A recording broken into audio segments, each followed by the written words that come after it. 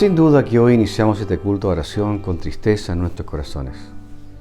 Esta semana tuvimos la triste experiencia de despedir a nuestra amiga y hermana Luisa Canelo, quien bajó al descanso luego de un grave problema de salud. Luisa fue un baluarte de nuestra iglesia, comprometida con la misión y amante de su iglesia de Ñuñoa. En este momento pedimos al Señor que acompañe a su familia, a Mario, su esposo, a sus hijos Claudia, Sebastián y Francisca, para que su presencia en su vida sea un bálsamo en sus corazones. Tenemos la bendita esperanza de la resurrección. En eso confiamos y tenemos la certeza que volveremos a ver a Luisa. Bien, ahora los invito a orar para pedir que el Señor bendiga este culto. Oremos. Padre amante y misericordioso que estás en las alturas de los cielos, santificado sea tu santo nombre. Padre amado, en este momento te damos las gracias por tu cuidado, por tus bendiciones. Y Padre amado, por todo lo que tú has hecho por nosotros. Queremos pedirte, Padre amado, esta mañana en forma especial, por nuestro amigo Mario Vázquez y su familia, por sus hijos, por Claudia, por Sebastián, por Francisca, Padre amado. Tú sabes que ellos han sufrido la pérdida de alguien muy importante en su vida.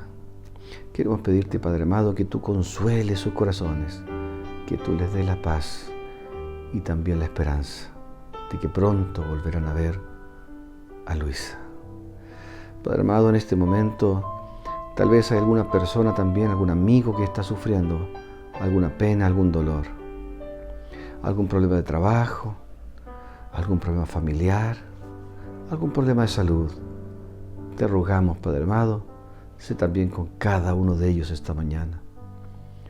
Rogamos también por la hermana Brunilda, para que tú la acompañes también en este momento de enfermedad, que tú acompañes a su familia también, en este momento que es tan difícil de vivir, de pasarlo.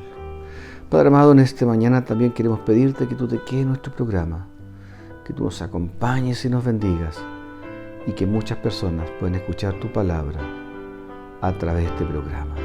Acompáñanos, te lo rogamos, sin mérito alguno, sino te lo rogamos en el nombre precioso de nuestro Señor Jesús. Amén. Amén. Saludamos a todos quienes nos han saludado a través de nuestro canal. A Clara Loyola, a Martita Marchán, a Jagni Poara, a Edgar Naranjo desde Colombia y a todos quienes se unen a nuestra transmisión y comparten con nosotros este culto. Muy bien, cantemos ahora con gratitud en nuestros corazones por el amor de Dios con nosotros.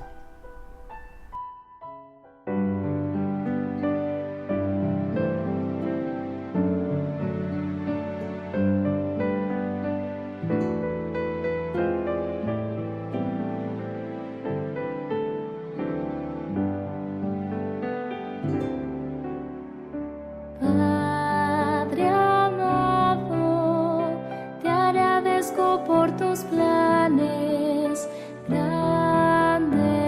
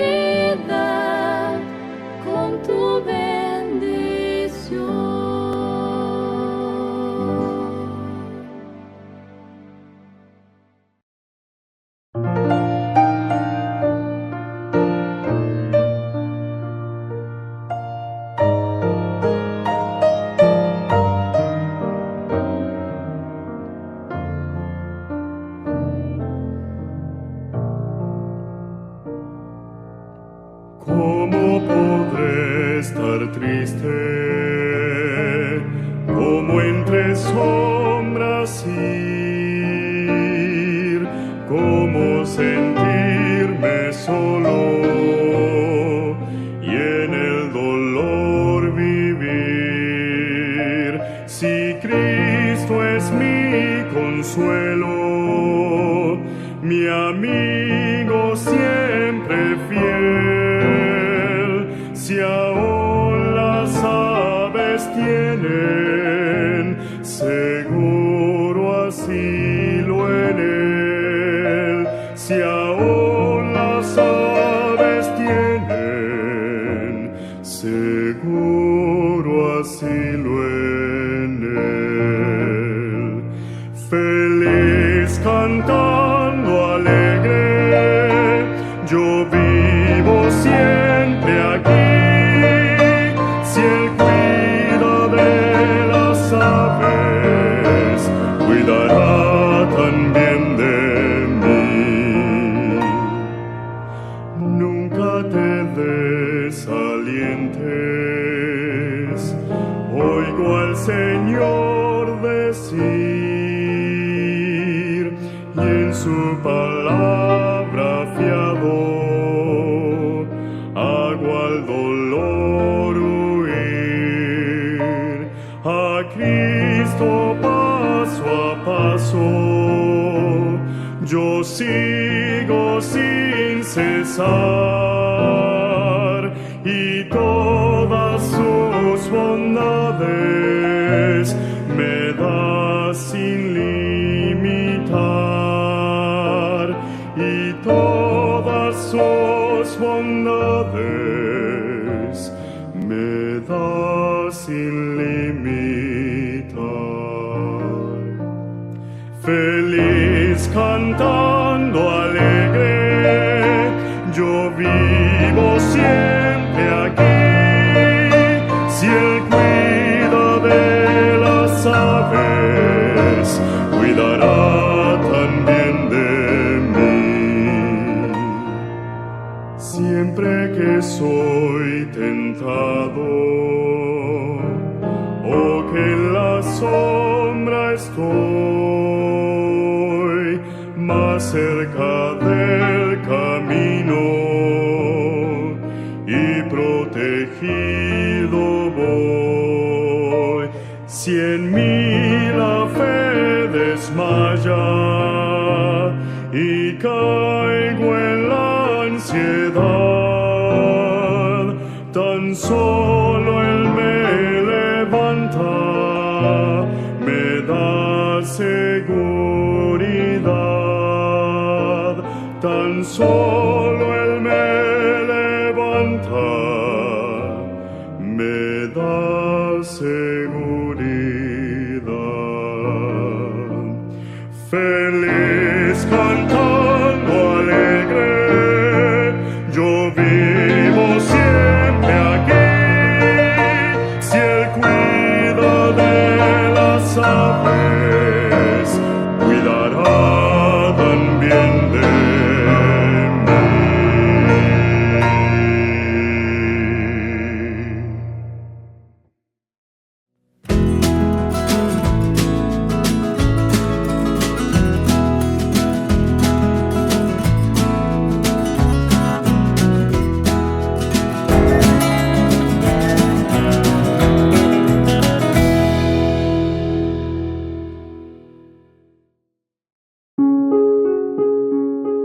Ladislao estaba metido en el juego de Uzbekistán. Organizaba torneos de póker y a menudo tenía problemas porque no podía pagar sus deudas. Discutía mucho con su esposa, Alonia. A veces, Ladislao no llegaba a su casa durante 3 días seguidos. Además, su hija tenía problemas de salud. Los doctores le recomendaron viajar a Corea del Sur para un tratamiento. Estando allí, Ladislao tuvo los mismos problemas debido al juego.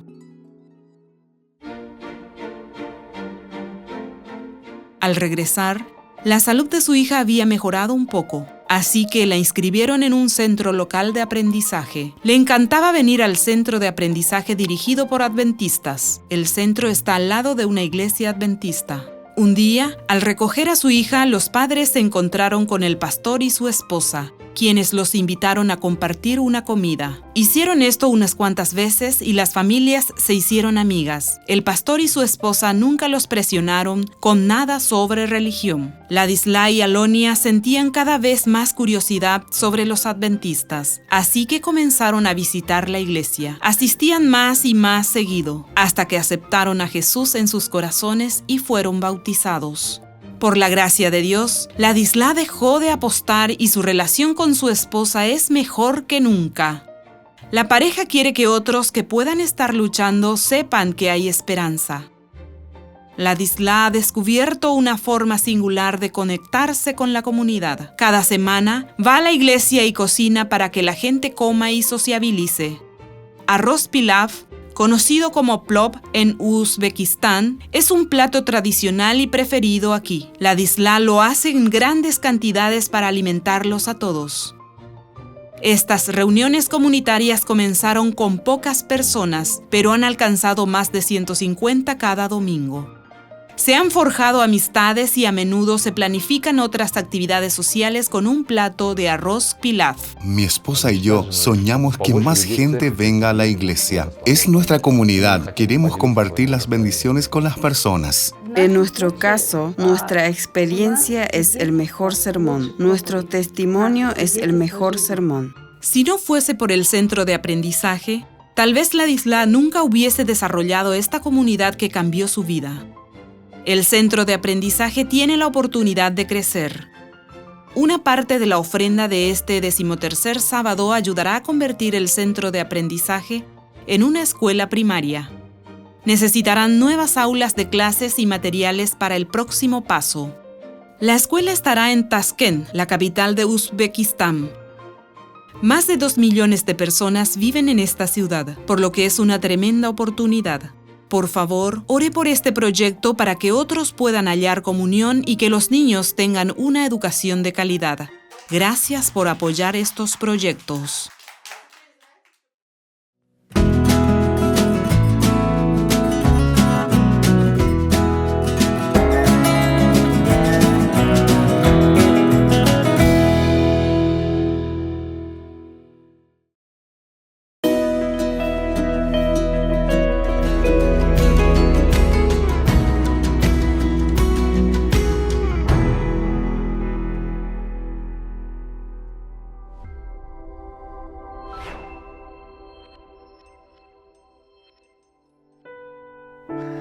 Hola, mi amigo querido, qué alegría que tenemos nuevamente la oportunidad de estudiar la palabra de Dios.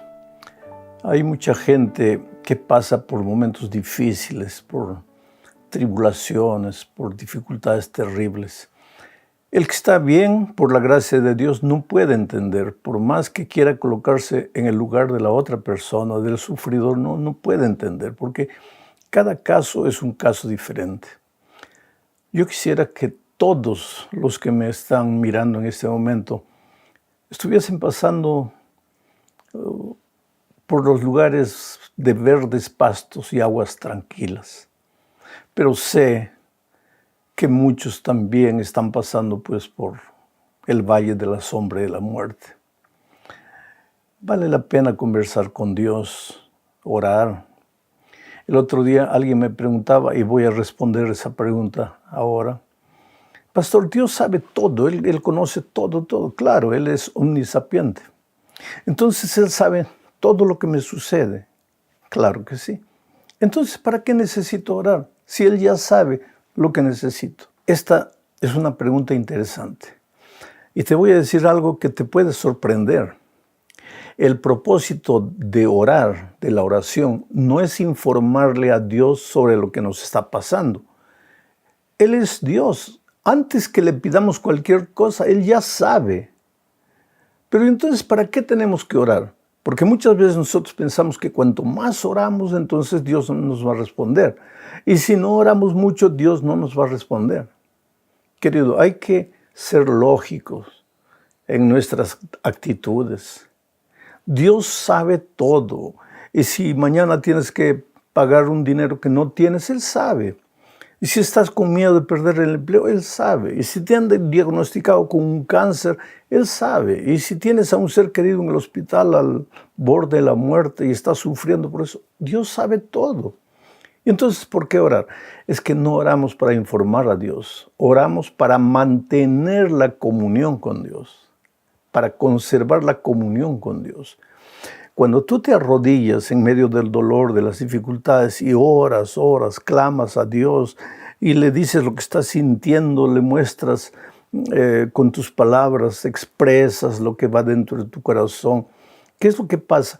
Tú te estás manteniendo en comunión con el Señor Jesucristo. Tú lo sientes cerca de ti. Tú conversas con Él.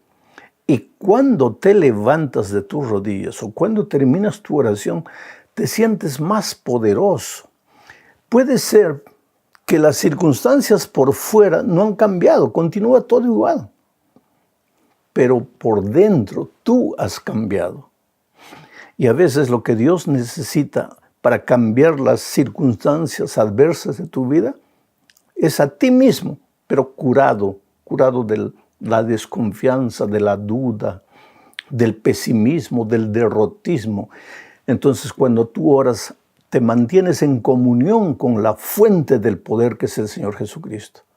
Y cuando terminas de orar, pues eres capaz de caminar por encima de las aguas. Eres capaz de abrir el mar rojo. Eres capaz de hacer maravillas en el poder de Dios. Ahora me vas a hacer otra pregunta. ¿Y entonces por qué tengo que orar por otra persona? Porque mi oración, si mi oración sirve para comunicarme con Dios, ¿de qué le sirve a la otra persona que yo ore por él? Porque aquí a la página muchos de ustedes entran colocando sus pedidos de oración y yo oro por ustedes. Pero ahora tú dices, pastor, pero usted está diciendo que yo con mi oración no voy a cambiar la opinión de Dios, yo con mi oración no voy a informarle nada porque Él sabe que la oración me hace bien a mí. Pero ¿y si estoy orando por otra persona, cómo hago? Bueno, eso te voy a responder en la lección de la próxima semana. Ahora vamos a la lección número 4. Para el 27 de abril del año 2024. El título es Defendamos la verdad. Y el propósito de esta lección es mostrar que a lo largo de la historia, a lo largo de los tiempos, ha habido hombres y mujeres que estuvieron dispuestos a ser perseguidos e inclusive a morir por causa de su fe, para defender su fe, para defender la palabra de Dios, para defender la verdad. Inclusive el apóstol Juan, cuando escribió el libro de Apocalipsis, dice que estaba desterrado en la isla de Patmos por causa de la palabra de Dios, por su fidelidad a la palabra de Dios y por no renunciar a sus convicciones fundamentadas en la palabra de Dios. Entonces vamos a la primera parte de esta lección bajo el subtítulo de La iglesia perseguida pero triunfante. Muy bien.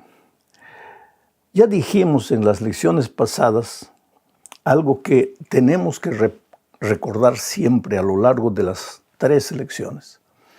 Dijimos que hay un conflicto entre Cristo y Satanás. Cristo tiene su pueblo, Satanás también tiene sus seguidores. Y lo que más el diablo quiere es destruir a Jesús y al pueblo de Dios.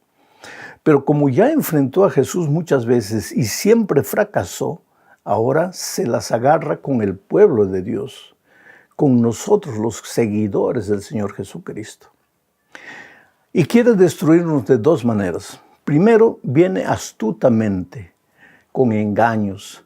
Toma la palabra de Dios, la tuerce, la modifica, la cambia, le saca un pedazo, le aumenta otro pedazo. ¿Para qué? Para llevarte al error, para llevarte a la oscuridad, a la penumbra, para llevarte al terreno de la mentira, que es el terreno de Él. Pero Él ha descubierto también que a lo largo de los tiempos ha habido hombres y mujeres que han permanecido fieles a la palabra de Dios.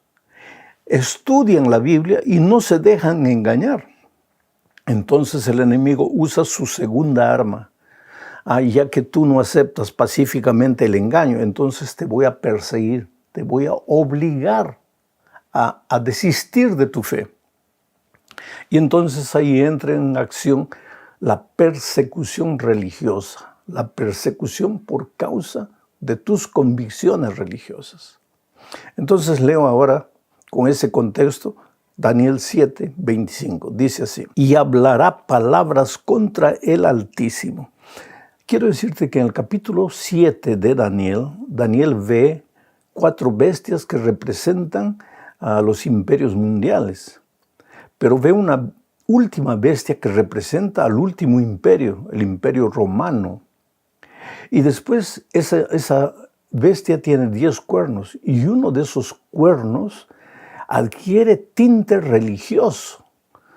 El poder romano era apenas un poder político, militar, pero ahora en la figura de ese cuerno adquiere contornos religiosos.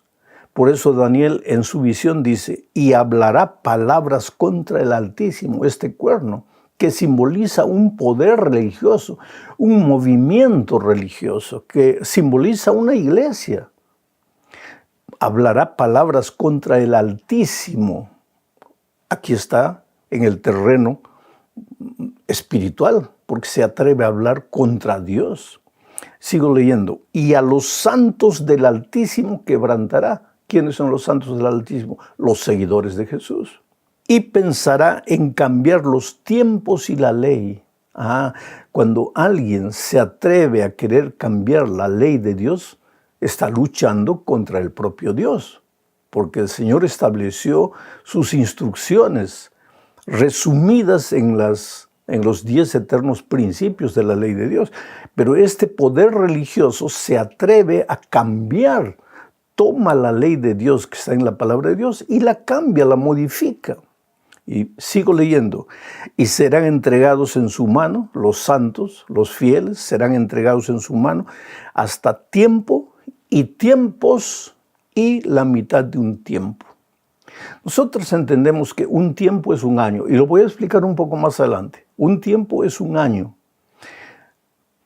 Tiempos, dos años, ya son 3 años. Tiempos, un año más 2 años, 3 años. Y medio tiempo, 6 meses. O sea, aquí, si tú juntas un año más 2 años más medio año, tú tienes 3 años y medio. El año tiene 12 meses y cada mes tiene 30 días. Y si tú multiplicas 30 días por 36 meses, vas a llegar a la conclusión de que da 42 semanas. Con esto en mente, leamos ahora Apocalipsis 13, 5 al 7. Dice: también se le dio boca al dragón, que hablaba grandes cosas y blasfemia de hablar contra Dios. Aquí nuevamente hay implicaciones religiosas. Y se le dio autoridad para actuar 42 meses. O sea, persiguió a los fieles 42 meses y abrió su boca en blasfemia contra Dios para blasfemar de su nombre y de su tabernáculo y de los que moran en el cielo. Y se le permitió hacer guerra contra los santos y vencerlos. También se le dio autoridad sobre toda tribu, pueblo, lengua y nación. Este es el mismo poder religioso que Daniel presenta, solo que en Daniel dice que él persiguió a los santos durante tiempo y tiempos y la mitad de un tiempo, 3 años y medio. Pero aquí dice que persiguió a los santos 42 meses, lo que te estaba explicando antes, ¿no es cierto? Pero ahora vamos a leer Apocalipsis 12, 6 y el versículo 14 también, y dice así: y la mujer, que es el símbolo de la iglesia, porque en el capítulo 12, versículo 1, se presenta a la mujer vestida de blanco, la iglesia de Dios. El texto dice: y la mujer huyó al desierto donde tiene lugar preparado por Dios para que allí la sustenten por 1260 días. O sea, la profecía de 3 años y medio que es la misma de 42 meses, ahora es 1260 días. O sea, es la misma profecía. Es un periodo de persecución de la iglesia de Dios. Los fieles seguidores de Dios serían perseguidos durante todo ese tiempo. Y se le dieron alas a la mujer, las 2 alas de la gran águila, para que volase de delante de la serpiente al desierto, a su lugar donde es sustentada por un tiempo y tiempos y la mitad de un tiempo. Nuevamente aquí la figura de Daniel. Ahora, querido, si tú revisas la historia, vas a ver que la iglesia de Dios, los fieles, obedientes seguidores de las instrucciones de la palabra de Dios, fueron perseguidos del año 538 después de Cristo hasta el año 1798. ¿Por qué estas fechas? El Imperio Romano derrotó a los érgulos, a los vándalos y a los ostrogodos, que eran tribus bárbaras que traían doctrinas extrañas, doctrinas que estaban contra la iglesia cristiana de aquellos días. Y entonces el Imperio Romano adquirió una fuerza terrible. Y comenzaron a perseguir a todos aquellos que no creían en lo que la iglesia decía. Pero había un pequeño grupo que no quería obedecer a la iglesia, sino que quería obedecer la palabra de Dios. Pero desde que Cristo se fue hasta el año 538 habían pasado ya 5 siglos. Y en ese tiempo el paganismo había ido entrando a la iglesia cristiana. Ahora ya no era la iglesia cristiana pura de los tiempos de Jesús o de los tiempos de los apóstoles. Era una iglesia contaminada por falsas doctrinas paganas que no tenían fundamento en la Biblia. Entonces, ya que no tenían fundamento en la Biblia, la propia iglesia dijo, sí, en la Biblia puede no haber fundamento, pero la tradición, ¿y qué es la tradición? Lo que la iglesia decide, la tradición tiene igual valor que la Biblia, solo que en la Biblia tú no encuentras un versículo que diga que la tradición puede ser colocada a la altura de las enseñanzas bíblicas.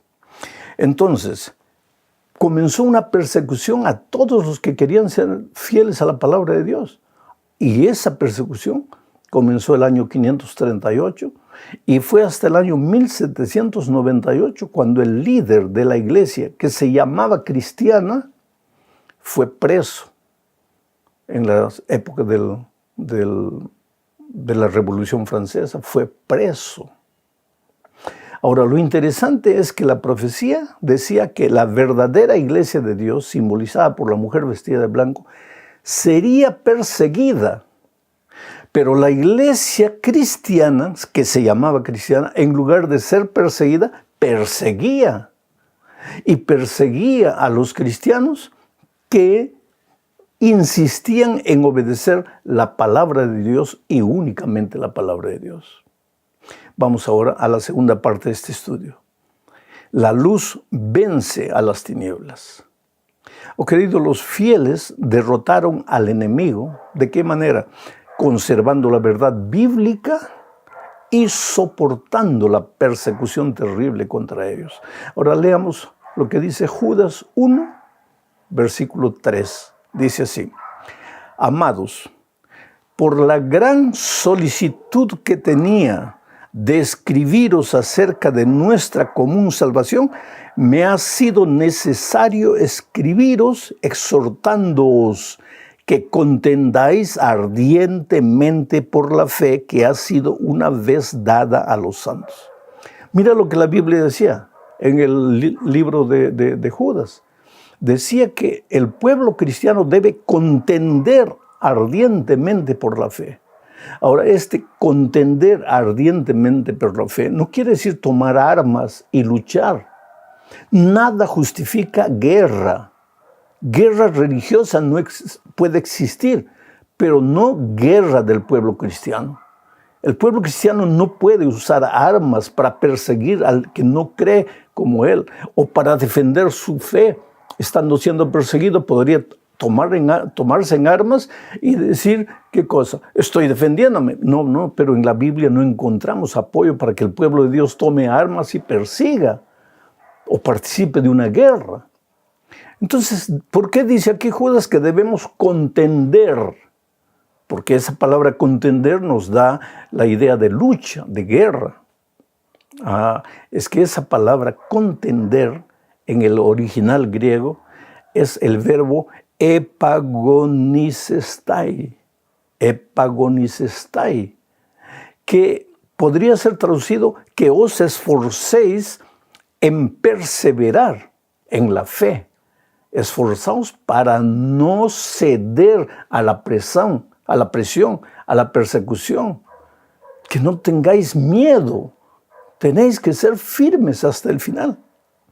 Hay una Biblia llamada la Biblia del Jubileo que traduce este versículo así, para que os esforcéis a perseverar en la fe. Bueno, vamos a la tercera parte. Antes de eso quiero decir, ¿y cómo es que el enemigo luchaba? ¿Cómo es que el enemigo perseguía, además de tener las armas? ¿Cómo perseguía? Interesante. 2 Corintios 11, 13 al 15 dice, porque estos son falsos apóstoles. Se está refiriendo a líderes religiosos. Obreros fraudulentos que se disfrazan como apóstoles de Cristo. Y no es maravilla porque el mismo Satanás se disfraza como ángel de luz. Así que no es extraño si también sus ministros se disfrazan como ministros de justicia, cuyo fin será conforme a sus obras. ¿Cómo ataca el enemigo a la iglesia? Con la persecución, ya que el engaño no le dio resultado. Pero los líderes de esta iglesia, que se llama cristiana y que persigue a los obedientes de la palabra de Dios, dice que son ministros disfrazados, es decir, ministros que enseñan no lo que la palabra de Dios dice, sino lo que la tradición dice. En realidad enseñan un evangelio contaminado. Vamos a la tercera parte del estudio. Valor para permanecer firmes. Y aquí vamos a estudiar el ejemplo que los valdenses, un pueblo fiel, nos dejó. Ese pueblo, los valdenses, nos dejaron un ejemplo extraordinario de fe. Mira lo que dice Efesios 6, 10 al 12. Por lo demás, hermanos míos, fortaleceos en el Señor y en el poder de su fuerza. Vestíos de toda la armadura de Dios para que podáis estar firmes contra las acechanzas del diablo, porque no tenemos lucha contra sangre y carne, sino contra principados, contra potestades, contra los gobernadores de las tinieblas de este siglo, contra huestes espirituales de maldad en las regiones celestes. O sea, nuestra guerra no es de cañones, de armas, es una guerra espiritual. No peleamos contra carne y sangre, peleamos contra fuerzas espirituales. Solo que esas fuerzas espirituales vienen a través del engaño, de la doctrina falsa, de la doctrina que no tiene fundamento en la palabra de Dios. Y cuando hay un pueblo fiel, entonces, a pesar del engaño, entonces viene la fuerza, la persecución. Y durante la Edad Media los valdenses se escondían en las cuevas para transcribir la palabra de Dios en las manos, a mano, transcribían la palabra de Dios, no había imprenta, a mano. Y entonces, ¿qué pasa? Ellos se esparcían por la ciudad como vendedores ambulantes de utensilios de casa, de cualquier cosa así, pero de paso vendían escondidos la palabra de Dios. ¿Por qué escondidos? Porque si alguien descubriese que estaban vendiendo la Biblia, eran perseguidos, declarados herejes. Eran quemados en la plaza pública. Era terrible. La Biblia prácticamente había desaparecido, estaba escondida. La iglesia que dominaba el mundo de aquellos días tenía el argumento de que no todos pueden entender la Biblia, que solo la iglesia puede entender la Biblia. Entonces, bajo ese pretexto de que solo la iglesia puede entender la Biblia, mezclaba las enseñanzas bíblicas con la tradición. ¿Y por qué la tradición? Porque la iglesia lo ha dicho. Quiere decir, ¿en qué parte de la Biblia tú encuentras que cuando la iglesia dice una cosa, la dice contra las enseñanzas bíblicas. No puede ser. Pero esa era la realidad. Entonces, como resultado de todo eso, comenzó la Reforma. La Reforma fue un movimiento de regreso a la palabra de Dios. Salmos 119, versos 140, 161, 162, dice lo siguiente, mira, sumamente pura es tu palabra y la ama tu siervo. Príncipes me han perseguido sin causa, pero mi corazón tuvo temor de tus palabras. Me regocijo en tu palabra como el que halla muchos despojos. Y Jeremías decía la misma cosa de otra manera. Jeremías 15, 16 dice, fueron halladas tus palabras y yo las comí. Y tu palabra me fue por gozo, por alegría en mi corazón, porque tu nombre se invocó sobre mí, oh Jehová, Dios de los ejércitos. Oh querido, el verdadero pueblo de Dios es un pueblo bíblico. Es un pueblo que no está dispuesto a obedecer tradiciones humanas, sino únicamente la palabra de Dios. Y en los principios del año 1500 apareció John Wycliffe. Y él fue quemado vivo. Quiere decir, era para quemarlo vivo. Pero en realidad sus ejecutores lo ahorcaron mientras lo estaban amarrando a la hoguera. Y gracias a Dios, cuando él murió, cuando él fue quemado, ya no sentía porque estaba completamente inconsciente. Pero así fueron perseguidos los que defendían la palabra de Dios. Tú tienes que leer un poco de historia y te aconsejo que leas el libro El conflicto de los siglos. Estamos inclusive estas lecciones basadas en el libro Conflicto de los siglos.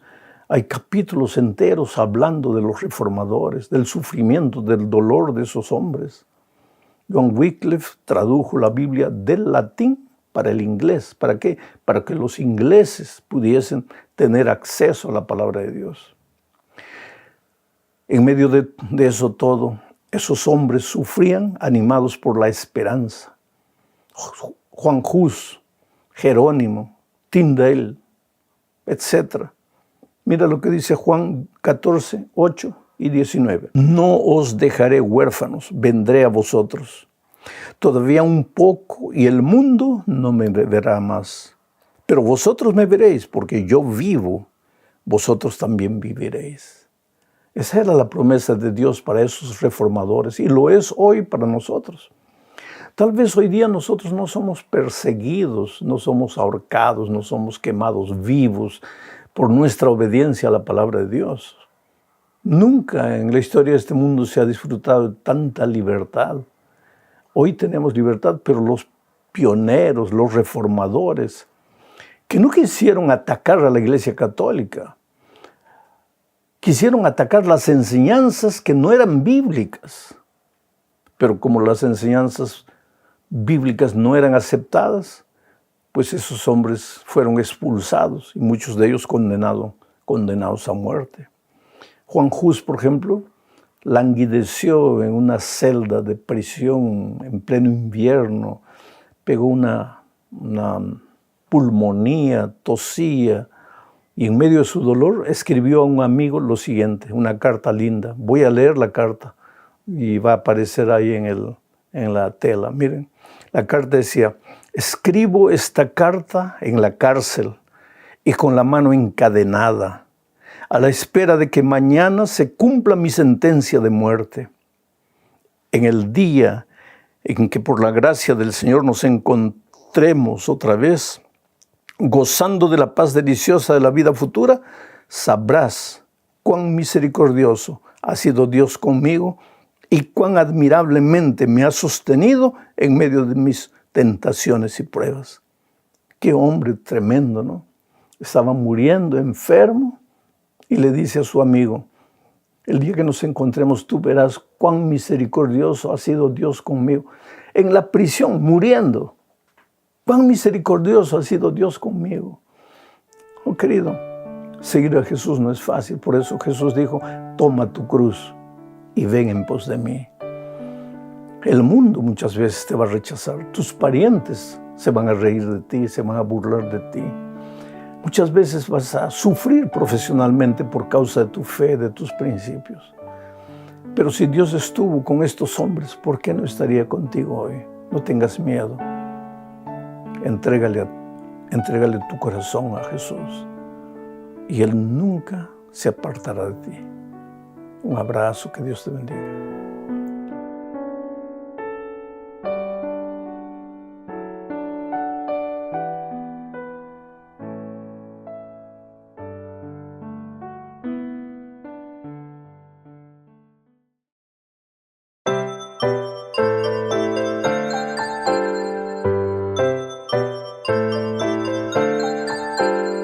Llegó la hora de adorar al Señor. Llegó la hora de escuchar de su amor. Lindas historias nos van a enseñar a siempre en Dios confiar. Llegó la hora de adorar al Señor. Llegó la hora de escuchar de su amor. Ven, amiguito, nos vamos a sentar y bien calladitos estar, prestan atención en adoración.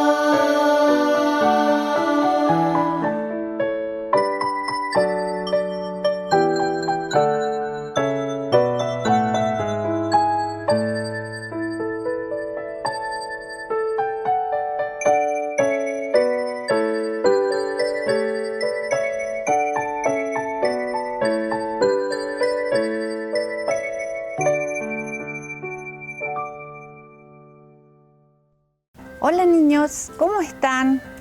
¿Cómo estuvo esta mañana? ¿Se pudieron levantar bien? ¿Se están levantando bien para ir al colegio? Es distinto, ¿no es cierto? Estamos en distinta época. Bueno, un feliz sábado para ustedes. Vamos en este espacio de adoración para Dios, en este lindo sábado, a tener una historia bíblica. Nuestro versículo se encuentra en Génesis 15:5. Génesis 15:5. Y lo llevó fuera y le dijo, mira ahora los cielos y cuenta las estrellas si las puedes contar. Y le dijo, así será tu descendencia. ¿Quién puede contar las estrellas? ¿Ustedes alguna vez se han puesto a contar las estrellas? ¿O quién puede contar la arena? Es muy difícil hacer eso. La promesa que Dios le hizo a una persona muy obediente, que quería mucho a Dios, que era que él iba a tener una descendencia como las estrellas, muchísimas, como la arena del mar, muchísimos hijos. Ah, pero esta persona ya tenía muchos años y no tenía hijos. ¿Qué pasó? Esta persona también no se portó muy bien algunas veces porque mintió. Le dio pena, le dio vergüenza o le dio miedo más que vergüenza decir que su esposa con la que andaba era su esposa. Él dijo que era su hermana. Había una mitad verdad, mitad mentira ahí. Y también cuando veía que la promesa de que él iba a ser papá no venía nunca, tomó una decisión con su esposa que no fue correcta. Tuvo hijo con otra persona y después eso fue dolor y problemas para él. Incluso llegó a pensar que su empleado, la persona más cercana que él tenía, él podía ser su hijo. No, pero Dios cumple sus promesas. Ese es el mensaje que tenemos que aprender hoy. Dios cumple sus promesas en el momento que Él estima que son necesarios. ¿Saben cuándo tuvo su hijo? Cuando tenía 100 años y cuando su esposa tenía 90. O sea, eso ya en esa época era complicado. Imagínense ahora, ¿no es cierto? Vino y tuvo un hijo que se llamó Isaac. Y de este hijo, entonces también nació una nación muy grande, nació todo un pueblo. Niños, tenemos que aprender a confiar en Dios, que cuando Él habla y nos promete algo, Él lo cumple. Ojalá que siempre que veamos el cielo y veamos las estrellas, nos acordemos de esa promesa de Dios hacia Abraham. Así también al prometido que nos va a cuidar y nos va a guardar.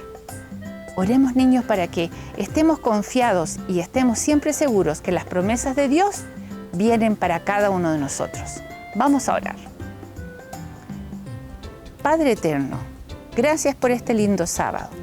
Gracias porque tú siempre cumples tus promesas. Ayúdanos a entenderlas. Ayúdanos también a conocerlas estudiando tu palabra. Enséñanos cada día, te lo pedimos en el nombre de Jesús.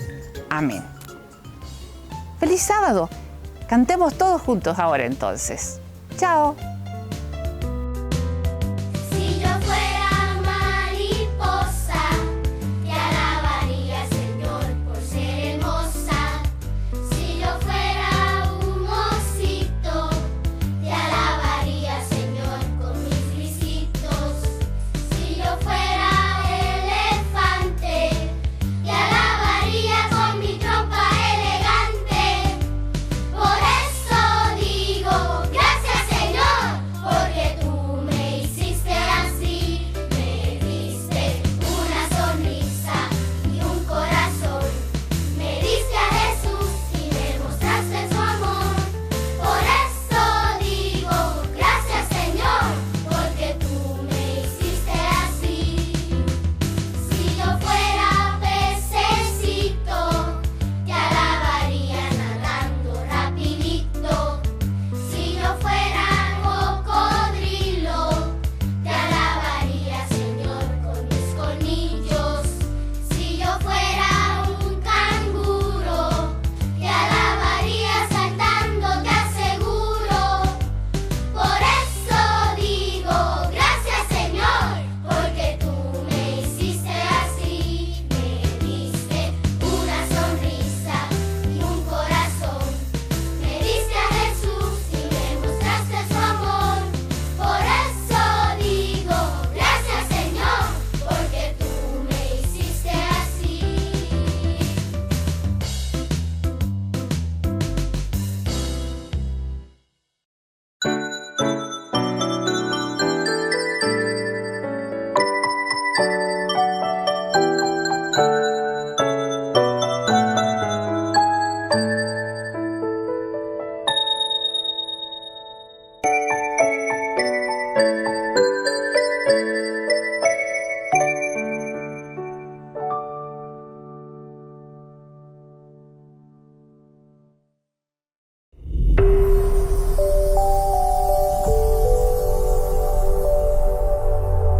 Ponte a pensar lo que Dios puede hacer por ti.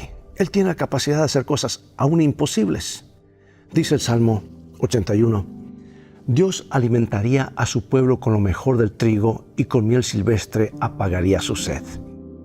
Estas promesas, amados, dan seguridad, expresan seguridad y plenitud, pero requieren una condición, y la condición es: oye, pueblo mío, y te amonestaré, Israel, si me oyeres. Las exhortaciones divinas no tienen como propósito hacer de la vida una carga. El objetivo es sustentarte y saciarte. ¿Quién está loco para no seguir el camino que le hará bien? Y sin embargo, mira la queja divina: pero mi pueblo no oyó mi voz e Israel no me quiso a mí. Todos los días tenemos que decir si vamos a oír la voz de Dios o si seguiremos los instintos propios. El Señor nos aconseja seguir el camino que nos llevará a la seguridad y a la plenitud, pero no nos obliga a seguir ese camino. Nos deja en libertad para escoger y decidir. La tragedia de Israel era que no daba importancia a los consejos divinos. Sufría constantemente por seguir sus propios caminos. Insistía en andar según su propia manera de ver las cosas. Vez tras vez, Dios los llamó para que siguiera sus caminos y finalmente Dios dijo: los dejé, por tanto, a la dureza de su corazón. La obstinación es un denominador común en la vida de la persona fracasada. El diccionario la define como la insistencia en hacer algo que no funciona. Hoy es necesario analizar nuestras actitudes, ¿verdad? ¿Hasta qué punto continúo repitiendo actos que solo traen dolor a mi vida o a la vida de las personas que amo? Haz de este día un día de sabias decisiones. Cree en las maravillas que Dios es capaz de hacer por ti y en ti. ¿Por qué continuar experimentando el vacío del corazón si Él promete saciarte? ¿Por qué tener miedo del futuro si Jesús promete sustentarte? Enfrenta los desafíos de la vida recordando la promesa de Dios para ti. Dios alimentará a su pueblo con lo mejor del trigo y con miel silvestre apagaría su sed. Dios te bendiga. Poner esto en práctica es haber descubierto una mejor manera de vivir.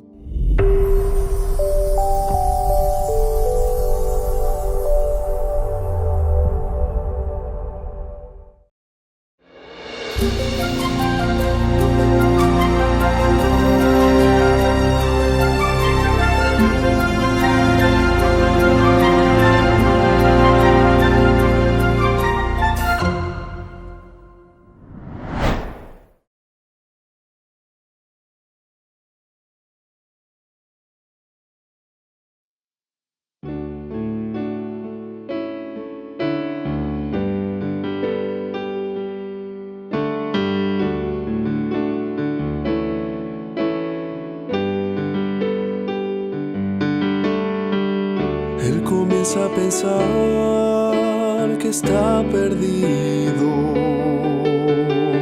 Sabe que en su vida fue un pecador,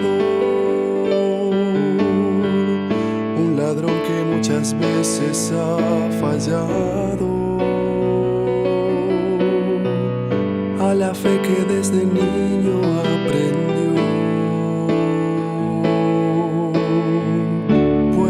Imaginarlo tan dolido, está colgado en una cruz, envuelto en confusión. Su mirada está perdida en todas partes. Cuando descubre que a su lado está Jesús, esperanza y agonía se mezclan en su voz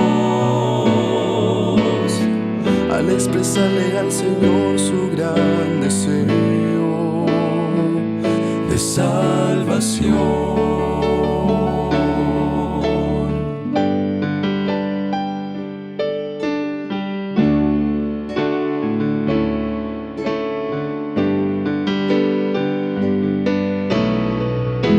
Un rayo de consuelo para el Salvador, fue la petición que hizo aquel ladrón. Entre medio de las burlas que se oían, escuchó una expresión de fe y amor.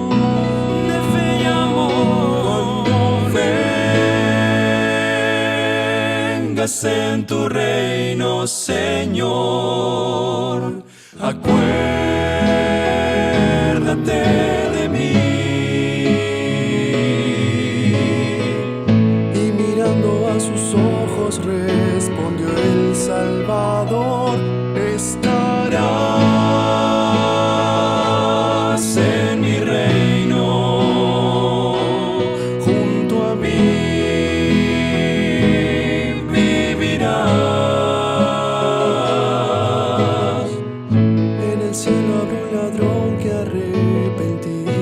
Acepto el perdón.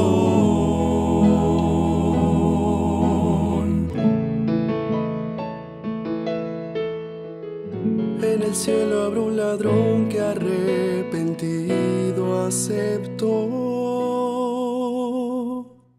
el perdón.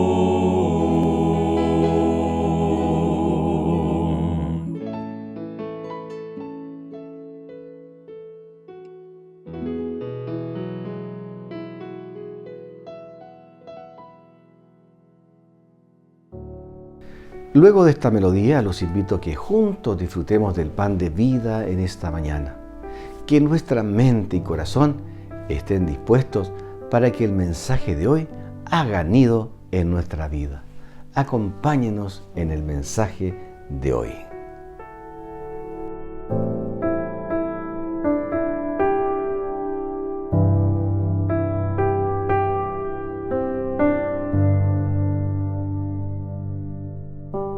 ¿Cómo están, hermanos? Un feliz sábado para ustedes. Aquí estamos con la palabra del Señor para entregárselas en este día. Y queremos hablar acerca de los símbolos. Queremos ver cómo ustedes entienden los símbolos. Bueno, nosotros día a día trabajamos con símbolos. La calle tiene símbolos, ¿no es cierto? Los cumpleaños son un símbolo. Nosotros usamos mucho en nuestro lenguaje cotidiano los símbolos. Pero yo quisiera en esta hora conversar con ustedes sobre algún símbolo muy especial que yo encuentro en la Biblia. Y refiriéndome a esto, quiero tomar un ejemplo introductorio que ocurrió en Samaria. Hubo un problema en Samaria donde hubo mucha hambre. Entonces 2 mujeres se pusieron de acuerdo, dice la palabra del Señor, en hacer algo terrible. Y entonces estas mujeres... al no encontrar acuerdo entre ellas, acuden al rey para encontrar justicia. Entonces el rey, un poco angustiado por lo que explicaban estas mujeres, él responde en 2 de Reyes 6, 27. Les dice así a las mujeres: si el Señor no te salva, respondió el rey, ¿de dónde te voy a salvar yo? ¿Te puedo salvar del granero o del lagar?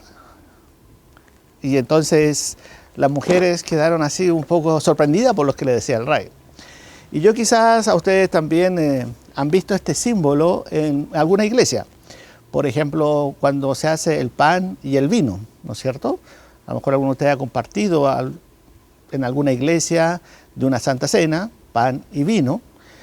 Y ahí viene este símbolo donde dice el rey: ¿cómo yo te voy a salvar? ¿Del granero, donde se guarda el trigo, a donde viene el pan, o del lagar, el lugar donde se guarda el vino, ¿no es cierto? Los lagares eran grandes toneles de madera.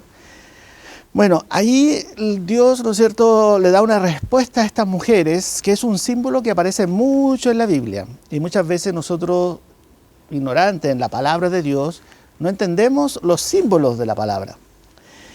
Y esto obedece a un texto que nosotros encontramos en Efesios, capítulo 5, versículo 2.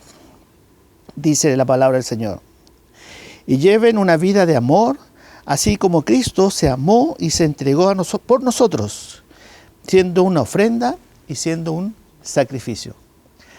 Y nuevamente aparece otros 2 símbolos que parece contrario a lo que yo estaba hablando de el pan y del vino. Pero es lo mismo.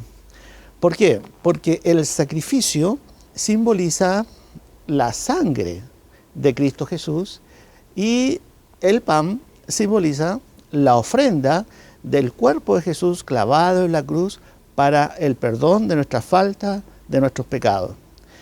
Yo sé que estos símbolos de repente son medios manoseados dentro del Evangelio y algunos dicen: no, solamente el sacrificio de Cristo nos salva y la sangre de Jesús nos limpia de pecado, nos purificamos con la sangre, y utilizan el término sangre de Jesús mucho. Entonces, algunas personas se quedan con esa parte del Evangelio, con la ofrenda, con el sacrificio y la sangre, pero nosotros encontramos en la actualidad, por ejemplo, la Biblia Dios habla hoy, sacó el término sangre de la Biblia. Yo no sé si ustedes sabían eso, pero la Biblia latinoamericana también sacó el término sangre de la Biblia, porque es muy grosero, muy fuerte el término sangre.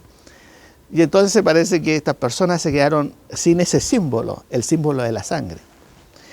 Entonces nosotros vemos que en la palabra del Señor aparece el símbolo del pan y del vino unidos, de los 2. Y yo quisiera hacer, ¿no es cierto?, hincapié en esto, porque desde el Génesis, capítulo 3, después que Adán y Eva pecaron, dice el versículo 21, entrando el pecado, ¿no es cierto?, a este mundo, Dios, dice el versículo 21, 3:21, Dios el Señor hizo ropa de pieles para el hombre y su mujer y los vistió. Bueno, la Biblia, por el tema de unir un poco todo lo que significa esto, nos deja una duda, a lo mejor algunos, pero ¿de dónde salió la piel? Bueno, lo que nos dice acá es que Dios le mostró a Adán y a Eva, en el versículo 3:15, en la primera mención del Evangelio, le dice a Adán y a Eva: yo pondré una enemistad entre tu mujer y la simiente de ella, y la simiente de ella le aplastará la cabeza, pero tú solamente le morderás el talón. Génesis 3:15 para nosotros es la primera referencia del Evangelio, donde Dios le estaba diciendo a Eva que ella iba a tener un hijo, una simiente, tu hijo, una raíz. Este ser iba a aplastar en la cabeza a la serpiente. Aunque la serpiente le iba a morder el talón, que iba a ser una herida leve, pasajera, pero Dios ofrecía que el mal iba a terminar, se iba a acabar el mal. Un descendiente de la mujer, en este caso Jesús, ¿no es cierto?, el cual iba a destruir el mal en este mundo. Nosotros vemos que en la palabra de Dios aparece este símbolo donde Dios le dice: voy a formar un sustituto, te voy a traer un sustituto. Alguien va a ocupar el lugar de ustedes para que ustedes no mueran, sino que Él va a morir por ustedes. Y entonces Dios les muestra una ovejita. Mira, aquí hay una ovejita. Ustedes ahora, esta ovejita va a ser como un sustituto, una sustitución de tu pecado. Y entonces, en ese momento, en el versículo 21, se hizo un sacrificio, y entonces ahí se hizo el primer sacrificio de una oveja, de un sustituto. Y Dios vistió a Adán y a Eva con las pieles de esa oveja que fueron sacrificadas en ese momento. Entonces, para a veces nosotros entender estos símbolos, sí, que no, que puede ser, a lo mejor, pero yo quiero llevarlo a otra parte de la Biblia, a lo mejor, para que podamos entender los símbolos más gráficamente. Primera de Reyes, capítulo 18. Primera de Reyes, capítulo 18. Aparece acá en la historia bíblica Elías. Elías, que estaba predicando al pueblo de Israel para una reforma. Elías, el tisbita, ¿no es cierto?, de Galaad, él fue y desafió a Acab, el rey de la época, de ese momento, para ver quién era el verdadero Dios. Acab y todos sus descendientes, su esposa, 450 profetas de Baal, ellos adoraban a este Dios falso. Pero Elías les desafía a adorar al Dios verdadero. Y el desafío es el Dios que haga descender fuego del cielo, que ese sea el Dios de Israel. Ese fue el desafío de Elías. Y dice la palabra de Dios que en ese momento los sacerdotes de Baal intentaron hacer caer fuego del cielo, pero no había nada. No caía fuego del cielo. Entonces Elías comenzó a burlarse de él y le decía: griten más fuerte, a lo mejor su Dios está durmiendo. Porque se decía que Baal, el dios del sol, ¿no es cierto?, en una época duerme, como en invierno, descansa. Entonces no pasaba nada. Estuvieron ahí hasta las 3 de la tarde, de las 9 de la mañana a las 3 de la tarde, gritando, aullando, lacerándose el cuerpo, pero la respuesta del dios Baal no apareció.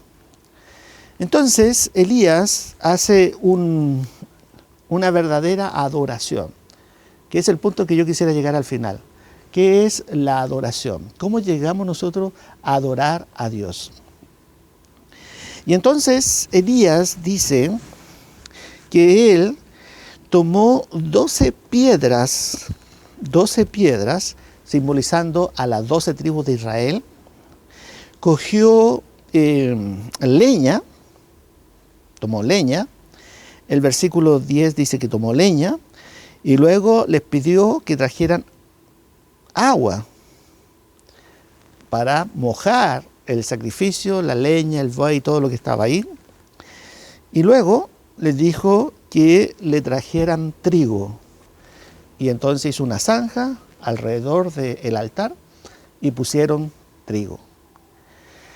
Fíjense que en el altar de Elías había el cordero, el sacrificio, y estaba la ofrenda, que era el trigo, el pan a futuro. Pero Elías puso los símbolos adecuados, así como el rey, ¿no es cierto?, en el tiempo de Eliseo, que le dicen, ¿de dónde te puedo salvar? Del trigo, del lagar. Entonces Elías también hace este altar al Dios verdadero y entonces hace una corta oración. Si nosotros leemos la oración de Elías, uno no se demora más de 3, 4 minutos en leerla tranquilamente, pero después que él juntó todos los símbolos y tuvo una claridad de los símbolos, entonces cayó fuego del cielo. Yo no sé si ustedes se dieron cuenta, pero en la historia de Elías aparece otro símbolo, que es el símbolo del agua. Aparece el símbolo del cordero, aparece el símbolo del trigo, aparece el símbolo del agua, que viene a juntar todo el altar de Elías, y aparece el símbolo del fuego. ¿Qué es la verdadera adoración? ¿Qué quiere Dios de cada uno de nosotros? Que lo adoremos. Y bueno, y para poder adorar a Dios de una buena forma, yo tengo que saber cómo adorar a Dios, cómo acercarme a Dios. Entonces algunos dicen, no, si la sangre de Jesús te limpia de pecado, ven con la sangre y estás al otro lado. Pero se olvidan de otros símbolos, como es la ofrenda. Claro, ponen el sacrificio que es Jesús, su sangre, pero se olvidan de la ofrenda. La ofrenda, para que lo podamos entender, es la obra de Jesús, el cual cumplió todos los mandamientos en mi lugar. Algo increíble que nos cuesta entender. La historia nos dice que un hombre llamado Richard Clark, que vivía en California, por un incidente por aquí y por allá, él siendo un hombre de color, salió un policía muerto. Y toda la evidencia decía que él había tirado un golpe y ese golpe mortal había matado al policía. Pero este hombre era cristiano, de una iglesia protestante en Estados Unidos, los cuales se escribieron más de 500 cartas diciendo de que él era un hombre honorable. Él era un diácono de la iglesia, un hombre cristiano, y que no merecía la pena de muerte. En ese estado estaba establecida la pena de muerte. Y entonces se le escribieron estas cartas al gobernador para decirle, por favor, que perdonara a este hombre cristiano. Entonces el gobernador dijo, ya, ok, e hizo la carta y fue a visitar a la cárcel a este hombre. Pero este hombre estaba tan enojado con la vida, con la sociedad, con la justicia humana que lo había juzgado y lo había condenado a muerte, que pensó que el gobernador era un cura. El gobernador se vistió de negro, andaba con un terno negro y una camisa negra, y él pensó que era un cura. El gobernador quiso hablar con él y decirle, oye, yo vengo a entregarte la salvación, la solución a tu problema. Y entonces él dijo, no, no quiero nada, no quiero saber nada, no me hables, bla, bla, bla. Entonces el gobernador dijo, ya, ok. Después de insistir varias veces el gobernador para entregarle la carta, el indulto, el hombre decía, no, no quiero nada, no quiero nada. Entonces se fue el gobernador con su carta. El hombre lamentablemente lo llevaron a la muerte. Pero antes de morir le dijeron, oye, aquí estuvo el gobernador para entregarte una carta de perdón. ¡Oh! Dijo el hombre, ¿cómo pasó esto? ¿Cómo no me dijeron? Pero es que tú no entiendes razones. Tú lamentablemente no entendías razones de lo que te estabas diciendo, lo que estábamos diciendo. Pero ¿cómo pasó esto, Señor? Y se reclamaba contra el Señor, la estupidez humana, ¿no? De él. Entonces él escribió una nota a los miembros de la iglesia que escribieron al gobernador porque se le contó lo que había pasado. Y diciendo, yo no muero porque a lo mejor maté a alguien o porque ocurrió una muerte de de un policía, yo muero porque yo no quise recibir el perdón del gobernador. Yo muero por mi necedad, dijo él. Y esta historia, ¿no es cierto?, nos revela cómo muchas veces somos nosotros. El Señor nos ofrece el perdón y nos dice, oye, aquí está el perdón, toma. No, yo no quiero, aquí y allá. Y muchas veces nosotros, como que hacemos la cruz, no creemos que esto sea tan fácil, el perdón del Señor. Y le buscamos los peros de los símbolos que están en la Biblia, que son muy claros. Y nosotros hablamos de salvación por obras, o hablamos de salvación solo por fe, y no sabemos que la salvación es la unión de las obras y de la fe. La salvación depende de la sangre, pero también tiene que ver el vino con el pan, los dos símbolos unidos. Entonces, esto es lo maravilloso, hermanos queridos, de que Dios compró un pasaje para que tú fueras al cielo. Toma, ahí está, Cristian, tu pasaje para el cielo. Pero Señor, si yo no estoy listo para ir al cielo, mira todo lo que me falta, he trabajado por esto y esto otro, pero tengo mis pecados. Ya, ok, dice el Señor, aquí yo te voy a dar la visa, el pasaporte, para que tú entres al cielo también. ¿Será verdad? Me dio el pasaje y ahora me paga el pasaporte, la visa, para que yo entre. O sea, yo no tengo que hacer nada. No tienes que hacer nada. La salvación que te ofrece el Señor a través de la Biblia es una ofrenda y es un sacrificio que no haces tú, sino que hizo Cristo Jesús por ti. Jesús murió en la cruz y Jesús derramó su sangre. Jesús es el pan, es el vino. Pero si nosotros miramos estos símbolos de Elías, aparece el agua. Y el agua significaba purificación, limpiezas. Jesús, siendo el Hijo de Dios, siendo el Mesías de Israel, él fue a Juan el Bautista y él bajó a las aguas bautismales cumpliendo el mandato, le dice a Juan. Es necesario que se cumpla el mandato. Es necesario que tú me bautices. Pero Señor, si tú me podrías bautizar a mí, le dice Juan. No, cumplamos el mandato. Tú bautízame a mí. Y Jesús, ¿no es cierto?, es bautizado. ¿Por qué las personas necesitan ser bautizadas? Para el perdón de sus pecados. Las personas mueren en este mundo y resucitan a una nueva vida en Cristo Jesús. Es a través de esta tumba líquida que los seres humanos pasamos para dejar nuestra vida antigua, nuestra vida pasada, y entonces Dios en el libro de la vida pone una hoja en blanco, limpia, pura, y dice ahí, hoy día esta persona aceptó a Jesús. Y Dios saca todas las hojas de anotaciones malas que tenemos nosotros y pone hojas nuevas, limpias. Y hacemos un nuevo pacto. Por eso nos bautizamos. Entonces, ese es un símbolo de purificación, de comenzar a una nueva vida con el Señor. Yo sé que a veces nos cuesta esto de comprometernos. Es como decirle a una mujer, oye, yo te amo, pero no me quiero casar contigo. ¿Qué nos diría esa mujer? Obviamente, no, este tipo está queriendo jugar con nosotros. Y a veces nosotros decimos, Señor, yo tengo fe en ti, creo en ti, Señor, yo te amo, pero no me comprometo contigo. No estamos dispuestos a cumplir los mandamientos del Señor, los preceptos del Señor. El Señor, ¿no es cierto?, quiere que hagamos un compromiso. Él te da, como decía, el pan, te da el vino. Él dio su sangre, dio su cuerpo, cumplió todo. Cumplió el Señor al darte la entrada al reino de los cielos. ¿Quieres entrar al cielo? Ahí está tu entrada. ¿Quieres ir? Ahí está tu pasaje. Pero yo necesito que tú te comprometas. Y ese compromiso tiene que ver con el agua. Y el cuarto símbolo que yo les quería mencionar, que aparece acá en la historia de Elías, es que si una persona hace un compromiso y entiende bien el Evangelio del pan, del vino, de la ofrenda, del sacrificio, entiende este tema de lavarse diariamente en la sangre de Jesús, de purificarse en Cristo Jesús, entonces nosotros, dice la palabra de Dios, recibiremos fuego del cielo. ¿Qué es el fuego del cielo? Quiero concluir con esta idea de símbolo, diciendo que los discípulos recibieron lengua de fuego aquí en su cabeza en el Pentecostés. Y ellos fueron bautizados a través del fuego. Y entonces ellos fueron purificados, fueron transformados a la semejanza de Cristo Jesús.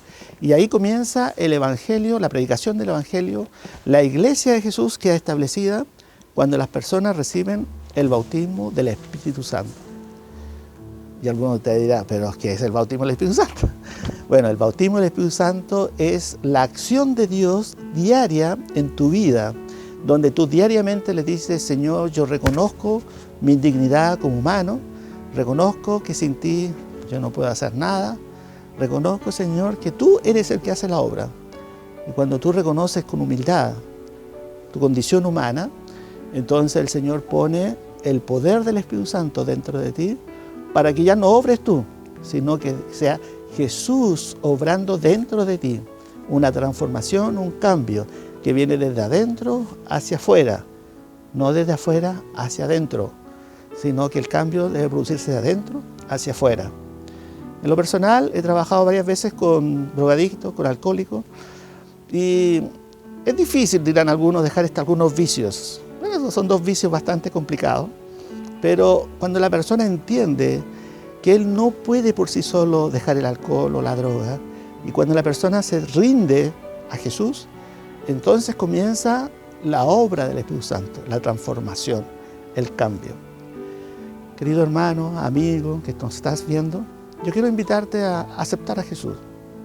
Jesús lo hace todo por ti. El Señor te entregó aquí el manual de tu vida, la Biblia. Este computador, lo que nosotros hacemos humanamente, todo tiene un manual de funcionamiento. Bueno, este es tu manual de funcionamiento, la palabra del Señor. ¿Quieres cada día estar más cerca del Señor? Conságrate al Señor, lee su palabra, lee la Biblia, ora al Señor, entiende los símbolos, son muy simples, el pan, el vino, el agua, el Espíritu Santo, y el Señor va a hacer la obra poco a poco. Dios te bendiga, Dios te ayude a hacer un cambio en tu vida y que el Señor te transforme a la semejanza de Jesús. Siempre el Señor nos brinda la oportunidad de transmitir un mensaje de amor y esperanza que nos ayuda a prepararnos para cuando el Señor venga.